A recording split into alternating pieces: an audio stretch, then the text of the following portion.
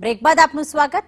ઝઘડિયામાં Nitrex chemical કંપનીમાં ભીષણ આગ લાગવાની ઘટના ઘટી। જીઆઈડીસીમાં નાઇટ્રેક્સ કેમિકલ કંપનીમાં ભીષણ આગ।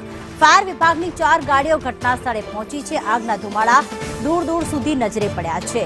કંપનીના કામદારોને પ્લાન્ટની બહાર કાઢવામાં આવ્યા।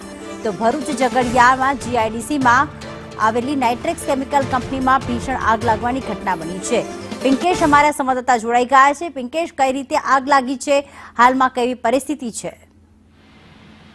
જી પ્રીતિ, ઝઘડિયા જીઆઈડીસીમાં આવેલી નાઇટ્રેક્સ કેમિકલ કંપનીમાં આજે સવારના સમયે આગ લાગી હતી। સૌપ્રથમ કંપનીના સ્ટોરરૂમમાં મૂકેલા એક કેમિકલ કારબામાં આગ લાગી હોવાનું હાલ જાણવા મળી આવ્યું છે।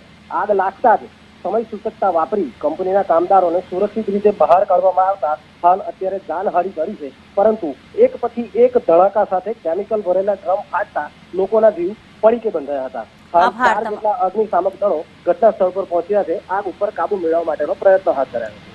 આભાર તમામ વિગતો માટે।